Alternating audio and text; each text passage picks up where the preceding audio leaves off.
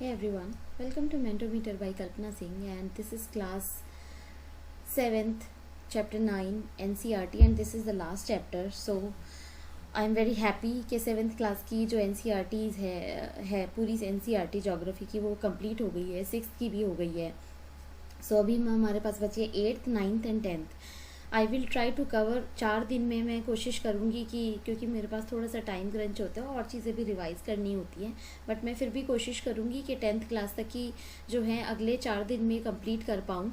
तो यह है कि रिवीजन भी हो जाएगा और आप लोगों का भी रिवीजन कर सकते हो आप आराम से. और जो बिगनर्स हैं उनके लिए जो भी एडिशनल चीज़ें मैं बता पा रही हूँ वीडियो में, जो इसके ड्यूरेशन में ही, तो वो मैं बता पा रही हूँ क्योंकि फिर एडवांस लेवल की जब 11th और 12th की NCERT पढ़ेंगे या फिर हम एडवांस बुक पढ़ेंगे तो उसमें मैं इजीली बता पाऊँगी. और जो ज्योग्राफी मैं बाकी आगे कराऊँगी स्टैंडर्ड बुक से, जो UPSC और UPPCS दोनों के लिए, वो मैं अपने खुद के हैंड रिटन नोट से कराऊँगी. सो आप इंतज़ार करिएगा, तब तक आप अपनी ज्योग्राफी की NCERT पढ़िए. मैं स्टेप बाय स्टेप ले रही हूँ क्योंकि अभी बहुत सारी चीज़ें बची हुई हैं, बहुत सारे सब्जेक्ट बचे हुए हैं, बट मैंने अगर इसको कवर इसीलिए करने की कोशिश कर रही हूँ कि एटलीस्ट ये है कि एक चीज़ फ्लो में चल रही है तो एक चीज़ कंप्लीट हो. उसके बाद मैं ट्राई करूँगी साइंस के लिए, बिकॉज साइंस का पोर्शन भी काफ़ी इंपॉर्टेंट होता है. और ये है कि इसके साथ साथ कुछ भी एडिशनल होता है तो आप एनवायरनमेंट और उसको भी ना साथ साथ लेके चल सकते हो. सो स्टार्ट करते हैं. Life in desert in chapter 5 यहाँ पे मेंशन किया गया है. You have been have seen the water means life to plant animals and people. It is difficult for anyone to live in place where there is no water to drink, where there is no grass for their cattle to feed, and where there is no water to help the crops to grow. तो जहाँ पे desert होगा तो पानी की तो आप मतलब आप सोचिए कि पानी तो आपको बात ही नहीं करनी है. पानी होता है बट अलग अलग तरीके से वहाँ पे कलेक्ट करना पड़ता है, अलग अलग तरीके से लाना पड़ता है. सो यहाँ पे डेज़र्ट की बात की जा रही है कि वहाँ पे लाइफ कैसी होती है. डेज़र्ट में पानी की इतनी ज़्यादा आप कह सकते हो कि इतनी कमी होती है, चाहे आप कोल्ड डेज़र्ट की बात करो चाहे आप हॉट डेज़र्ट की बात करो. बिकॉज अगर आपने लद्दाख के बारे में सुना होगा, that is the coldest and highest coldest desert in the world. और उसके अलावा हम बात करते हैं हॉट डेज़र्ट की, तो सहारा जो डेज़र्ट है वो हॉट डेज़र्ट है. So look at the map of the world and the continent of Africa located the Sahara Desert covering in a large part of North Africa. So North Africa के सबसे बड़े part में जो है Sahara desert है. और आपने देखा भी होगा डॉक्यूमेंट्रीज में सहारा डेजर्ट में जो एनिमल्स. सो अगर हम बात करते हैं, it has an around of 8.54 million square kilometre, काफ़ी बड़ा एरिया होता है. सो क्वेश्चन सीधे पूछेगा, do you recall that India has an area of 3.28 million square kilometre. The Sahara desert touches 11 countries. These are Algeria, Chad, Egypt, Libya, Mali, Mauritania, Morocco, Niger, Sudan, Tunisia and West Sahara. So these countries Sahara desert में आती हैं ये सारी countries. And if we talk about when you think of a desert, the picture that immediately comes to your mind is that of sand. लेकिन ऐसा हमेशा नहीं होता है. Beside the vast stretches of sands that Sahara desert is covered with, there are also gravel plains, elevated plateaus हैं वहाँ पे, Rocky surfaces हैं. और रॉकी सरफेस में अगर बात करते हैं 2500 मीटर की ऊंचाई पे हैं. तो ये सहारा डेजर्ट का रीजन दिखाया गया है अफ्रीका में, काफ़ी इंपॉर्टेंट है ये. तो जो इसके चारों तरफ की जो रीजन है ये काफ़ी इंपॉर्टेंट है, बिकॉज अगर ये NCERT में स्पेसिफाई किया गया है, we need to remember that. Sahara desert में जो कंट्रीज़ हैं मेनली यहाँ पर 11 कंट्रीज़ दिखाई गई हैं. तो वो एक बार लोकेट करते हैं.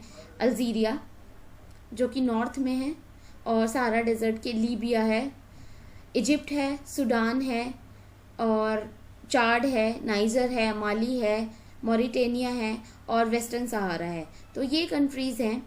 उसके अलावा जैसे सोमालिया और इरिट्रिया, ये कंट्रीज़ भी हैं जो कि डेजर्ट रीजन में ही आती हैं. तो ये हमें ध्यान में रखना है कि 11 कंट्रीज़ जो हैं चारों तरफ हैं. You will be surprised to know that present day Sahara once used to be a lush green plain. Cave paintings in Sahara Desert show that there used to be rivers with crocodiles, elephants, lions, giraffe, orchids, sheep, cattle, goats, common animals वगैरह वहाँ पे मिलते थे उस reason में जहाँ पे cave paintings पाई जाती हैं. लेकिन अभी तो एकदम वीरान कह सकते हो आप, या फिर पूरा मतलब झाड़ियाँ हैं वहाँ पर. झाड़ी भी नहीं कहेंगे उसको, जैसे घास के मैदान टाइप के, जो सूखी घास होती हैं उस टाइप का है. कहीं कहीं पे ऊंचा है, कहीं पे प्लेटूज हैं. तो ये सारा रीजन है. Al Aziziyah in the Sahara desert south of Tripoli Libya recommended the highest temperature of 57 degree. Temperature उसका 1922 में था. तो ये आपको याद करने वाली बात है, क्योंकि इसमें जो पॉइंट्स दिए रहते हैं ना वो काफ़ी इंपॉर्टेंट हो जाते हैं हम लोगों के लिए. सो क्लाइमेट की बात करते हैं तो climate of Sahara desert is scorching hot, patchy dry. It has a short rainy season, क्योंकि पानी की मात्रा या फिर आप कह सकते हो बारिश बहुत कम होती है. The sky is cloudless and clear and the moisture evaporates faster than it accumulates. They are unbelievably hot. Temperature during the day soar as high 50 degree से ऊपर ही होता है. तो 57.7 डिग्री आप बता सकते हो 1922 में मेजर किया गया था. Which is turn radiates heat making everything around hot.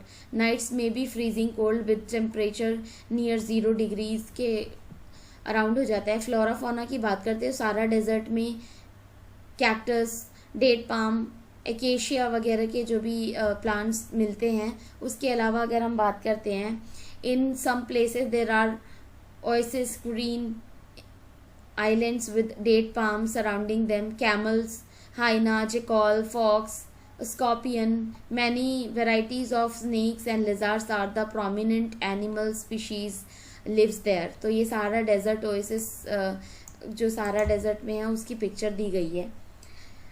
Scientists have actually found skeletons of fish in this desert. What could have happened? तो ऐसा हो सकता है जैसे चेंजेस हुए थे और हज़ारों साल पहले, क्या पता वहाँ पे पहले बारिश होती हो, पानी बहुत अच्छा और नदियाँ हों, लेकिन उसके बाद जो भी चेंजेस हुए टेक्टोनिक प्लेट्स में, जैसे इंडिया का जब कहते हैं कि इंडिया का मैप जो धीरे धीरे चेंजेस थे, जब हम जो स्टैंडर्ड बुक्स कवर करेंगे उसमें रिप्रेजेंटेशन भी दिया गया है, तो उसके हिसाब से बात करेंगे. अभी जो 7th क्लास के हिसाब से जितना भी डिस्कशन है और जो पॉइंट्स इंपॉर्टेंट है वो मैं आपको बता रही हूँ. सो अगर हम लोगों की बात करते हैं किस तरीके का लिविंग स्टैंडर्ड्स था, किस तरीके से लोग वहाँ पे रहते हैं. The Sahara desert despite its harsh climate have been inhabited by various groups of people who pursues different activities among them और Bedouins एंड टॉरिजीज. तो ये आप कह सकते हो ट्राइब कह सकते हो या फिर वहाँ के लोग हैं उनके बारे में हैं. उसके अलावा these groups are nomadic tribes हैं. तो नोमैडिक ट्राइब्स में जैसे livestock, goat, sheep, camel, horse वगैरह को रखते थे. उनके इसमें वहाँ के ट्राइब्स की एक स्पेशलिटी है कि वो जो एनिमल को मार देते हैं उसका जो ब्लड है वो स्टोर करके रखते हैं और उसको मतलब एनर्जी या फिर आप कह सकते हो प्रोटीन के तौर पे, जैसे एक बोल ले लिया तो वो अपना लाइवलीहुड चलाते हैं उससे. तो ये स्पेशलिटी है वहाँ के कुछ ट्राइब्स की. I don't remember exactly the tribe name. जब वो चैप्टर पढ़ेंगे हम स्टैंडर्ड बुक में तब मैं आपको बताऊंगी. सो द एनिमल, क्योंकि गोट, शीप, कैमल और हॉर्स बहुत ही ज़्यादा इंपॉर्टेंट है उन लोगों के लिए, क्योंकि उन्हीं की वजह से उनका लाइवलीहुड चलता है, मीट के लिए और मिल्क के लिए. और उसके अलावा आप ट्रांसपोर्टेशन के लिए जैसे कैमल वगैरह, हॉर्स वहाँ पर बहुत ही ज़्यादा यूज़ किए जाते हैं. Which they make leather, belts, slippers, water bottles, hair to use for mats, carpets, clothes, blanket वगैरह यूज़ किए जाते हैं. They were heavy robes as protection against dust storms and hot winds. The oasis is the Sahara and the Nile valley in Egypt supports settle population. Since water is available, the people grow date palm. Cash crop is rice, wheat, barley, beans and all that is also grown in that area. Egyptian cotton की बात करूँ तो Egyptian cotton मिलता है, famous world wide, grown in Egypt, जो Egyptian cotton है. Discovery of oil, production in great demand through out the world. Algeria, Libya, Egypt is constantly transforming the Sahara Desert. Other minerals of importance that are found in that area includes iron, phosphorus, manganese and uranium.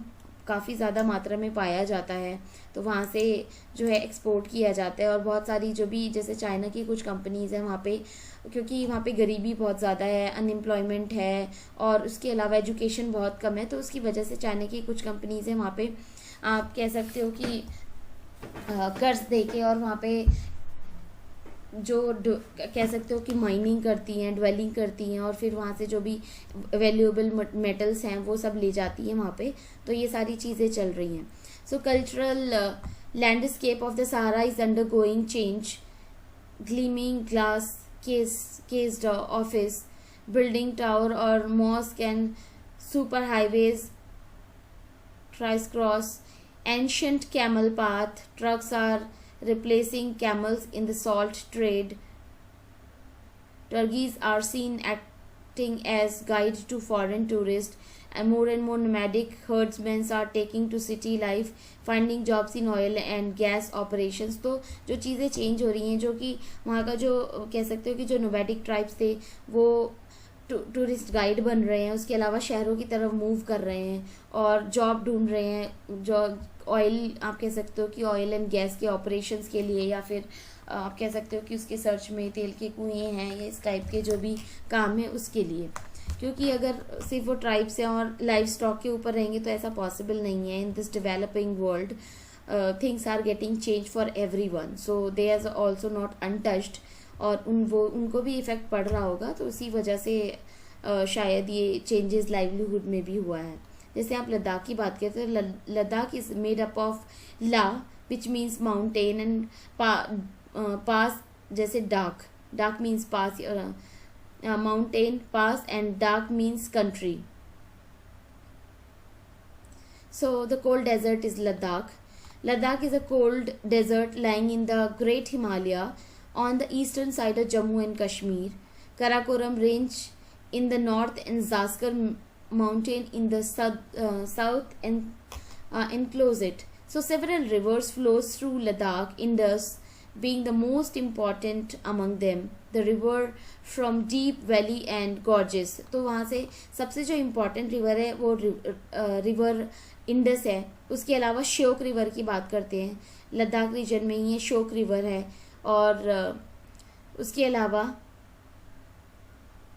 अगर हम जैसे लद्दाख से ऊपर की तरफ तो Siachen glacier है जो इस मैप में दिया गया है.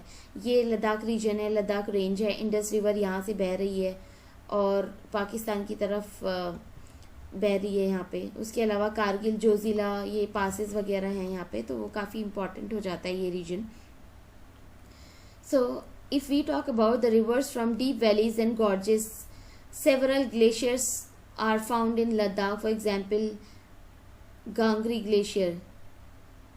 सो गांगरी ग्लेशियर काफ़ी इंपॉर्टेंट है. Altitude Ladakh varies 3000 meters in Kargil, more than 8000 in the Karakoram. तो कारगिल में 3000 मीटर है और कराकोरम में 8000 मीटर है. Due to this high altitude the climate is extremely cold and dry.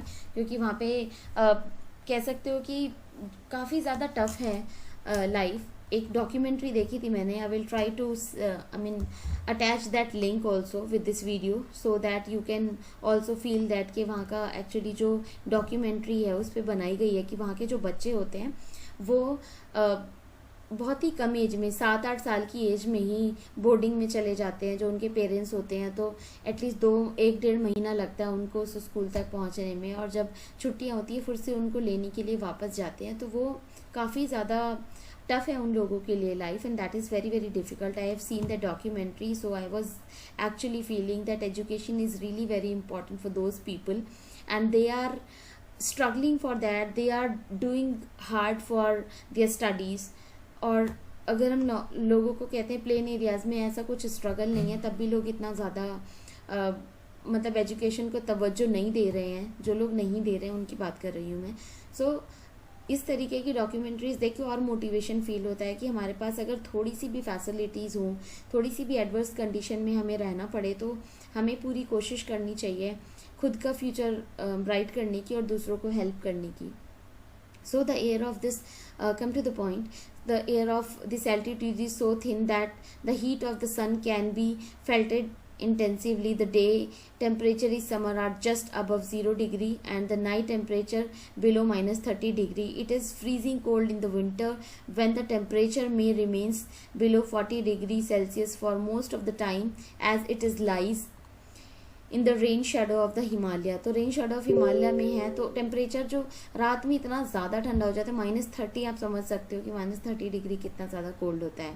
This is the little rainfall and 10 centimetre every year. तो इतनी कम बारिश में तो एक्चुअली कुछ नहीं होता, वहाँ पे घास प्रॉपरली नहीं होती है। अगर आपने डॉक्यूमेंट्री देखी होंगी, जैसे स्नो लेपर्ड वगैरह पाए जाते हैं, बट फर की वजह से वो ज़िंदा रहते हैं, अदरवाइज़ खाने के लिए बहुत मुश्किल होता है सर्वाइवल एनिमल्स के लिए भी।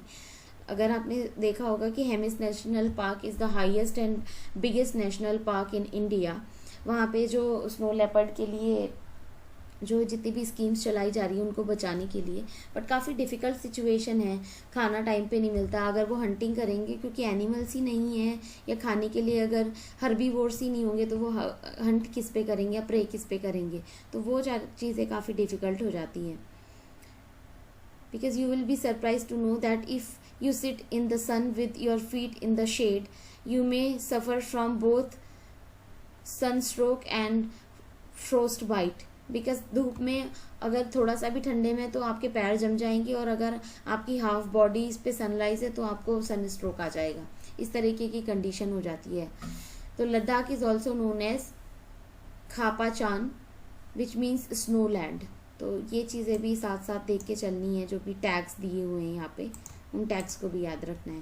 फ्लोरा एंड फौना की बात करते हैं तो उस ऊपर के रीजन में तो वेजिटेशन बहुत ही कम है। Due to high altitude the vegetation is sparse, बहुत दूर दूर हैं। There are scanty patches of grasses, कहीं कहीं पे छोटे छोटे पैच मिलते हैं।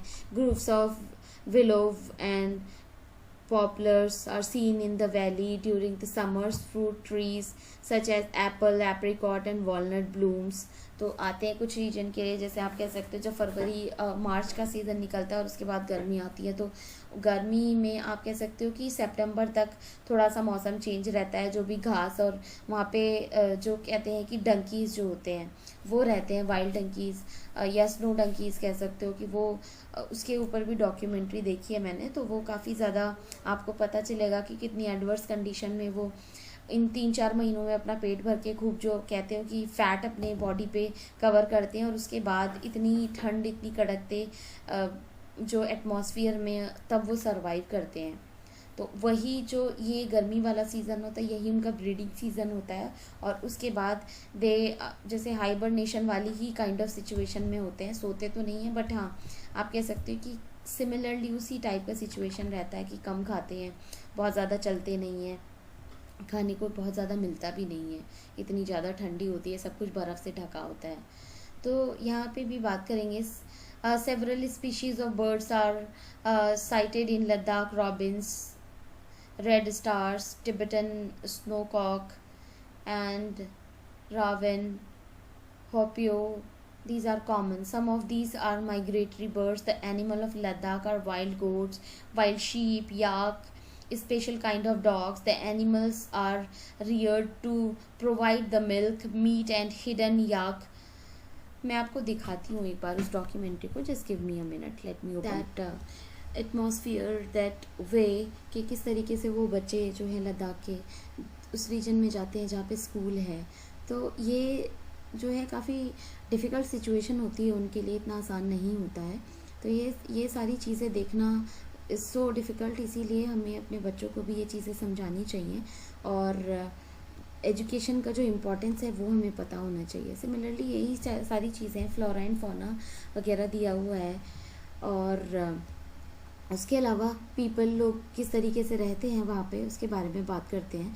So between the people of Ladakh and inhabitants of Tibet and Central Asia, people here are either Muslim or Buddhist. दो ही तरह की मोस्टली रिलीजन्स हैं.